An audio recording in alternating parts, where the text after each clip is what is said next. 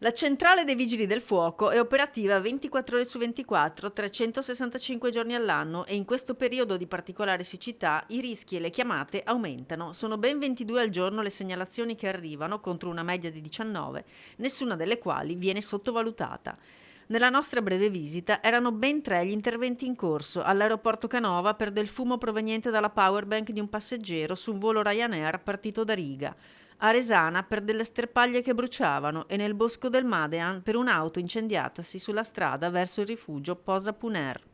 Quest'anno in particolare i valori hanno raggiunto livelli importanti che chiaramente rendono particolarmente secca la vegetazione e pertanto qualunque azione, anche diciamo, non volontariamente pericolosa, fatta dal cittadino può diventare una situazione che può evolversi anche a causa del vento in qualcosa di complicato e di drammatico.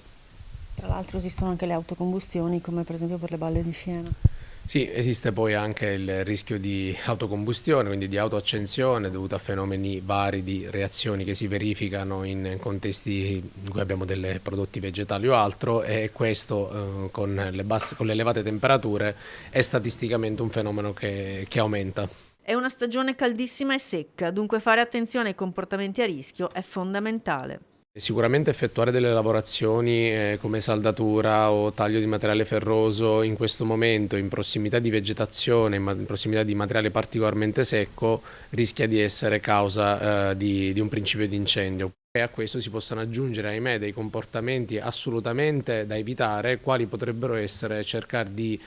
bruciare quei nidi di vespe, di calabroni che si trovano sugli alberi che poi a causa magari come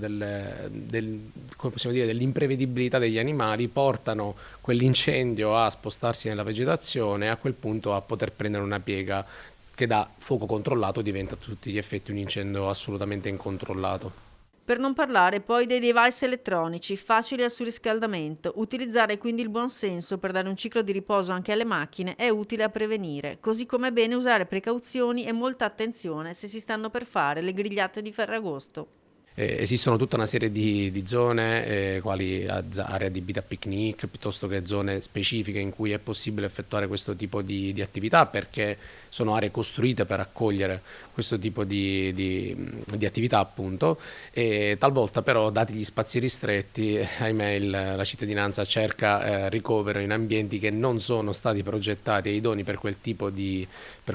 attività e questo in condizioni meteorologiche anche avverse, quali potrebbero essere temperature elevate,